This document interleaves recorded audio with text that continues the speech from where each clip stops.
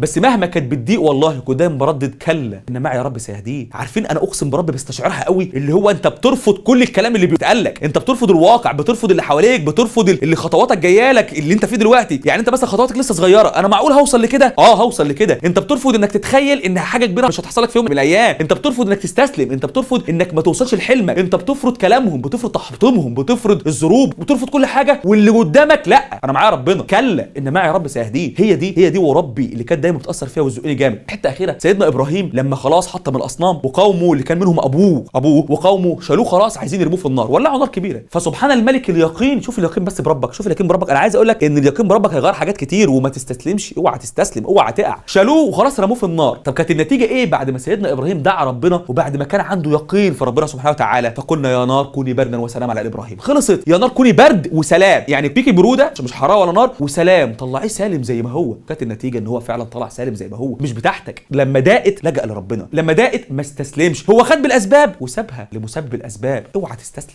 اللي عايز اقوله لك يا حبايبي في الفيديو ده وفي نهايه الفيديو ده، اوعى تستسلم وخلي عندك يقين في ربنا. لو صحابك فشلوك، لو اهلك شافوك مش بتذاكر، لو درجاتك حتى الدرجات اللي انت بتمتحنها طلعت مش كفايه ليك ومش مكفياك وانت شايف بتنقص في حاجات كتير، لو نفسك وقفت ضدك وقالت لك انت اهو مش عارف تحل، انت اهو مش عارف الماده الفلانيه واقعه منك، انت اهو، لو شيطانك جه وقت المذاكره ونفسه يكسرك ونفسه يذلك ونفسه يخسرك ونفسه يوقعك، لو نفسك وشطارك واهلك واصحابك والمجتمع والناس، لو مدرسينك نفسهم رجعوك لورا وقالوا انت فاشل وقالوا لك انت مش هتنجح، خلي عندك يقين واحد بس اللي هو لا انا هوصل، ربنا معايا. خلي عندك كلمه دايما بتردد في ذهنك، كلا ان معي يا رب سيهدين. اوعى تستسلم، بالله عليك اوعى تستسلم، بالله عليك اوعى تستسلمي. اوعوا تستسلموا بعد ما قطعتوا كل الشوط ده، اوعوا تستسلموا بعد ما عدى عليكم كل الوقت ده، اوعوا تستسلموا حتى لو كنتوا قصرتوا زمان، اوعوا تستسلموا وانتوا في نص السنه خلاص، اوعوا تستسلموا والله. وحلفت في فيديوهات تانية كتير وهحلف تاني ان اللي جاي تقدر تغير فيه. اوعى تستسلموا دلوقتي واحنا خلاص قربنا من النهايه، اوعوا تستسلموا دلوقتي وان انت عندك فرصه بجد انك تلم الدنيا في المراجعات، وده هيحصل معايا ومع غيري من المدرسين في المواد التانية. اوعى تستسلم بعد كل التعب ده، يا حتى لو ما كنتش بتذاكر يا اخي في الفتره اللي فاتت كنت وقعت كتير وكنت بتراكم وكنت بتنام كتير، اوعى تستسلم وقوم وكمل. ما هو مفيش حد الدنيا ماشيه معاه من اول السنه مظبوطه، حتى نزولك للدروس تعب، حتى ان انت تشوفني دلوقتي ما هو ارهاق وشغل واجتهاد، حتى ان انت تبقى شايل الهم وتعبان نفسي برضه ده اجتهاد. بعد كل ده ما تجيش في الاخر تستسلم، اوعى تستسلم وخلي دايما في ذهنك كلا ان معي يا رب سيهدين. اوعى تستسلم دلوقتي، لان انت لو استسلمت دلوقتي هتضيع فرصه كبيره انك تظبط الدنيا وتلم الدنيا لاخر السنه. لو استسلمت دلوقتي هتندم بعدين. عارف على ايه؟ مش على مجموعك لا قدر الله، ربنا يفرحكم كلكم،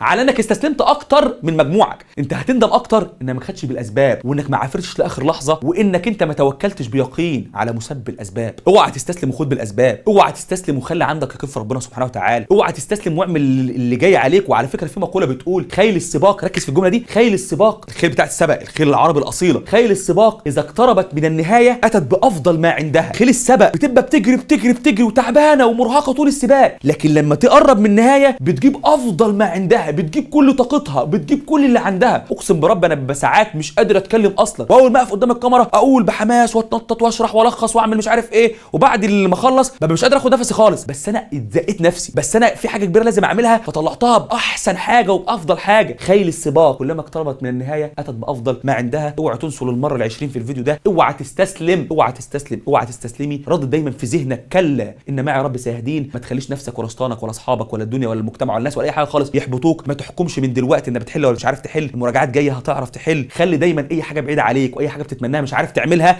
خليها على ربك مسبب الاسباب، والله هيعملها لك. وما تحسبهاش وما تفكرش، خد بالاسباب وسيبها لمسبب الاسباب، مش بتاعتك، بتاعته هو. كريم يا جماعه، الرحيم يا جماعه، القادر يا جماعه. حسن ظنكم في ربكم يا حبايبي، ينجيكم يا حبايبي، ربنا ييسر اموركم ويسعد قلوبكم، حقق احلامكم، فرج همومكم. اوعوا تنسوا اخر لحظه، عافر حلمك يستاهل. بحبكم كلكم، اشوفكم على خير، مع السلامه.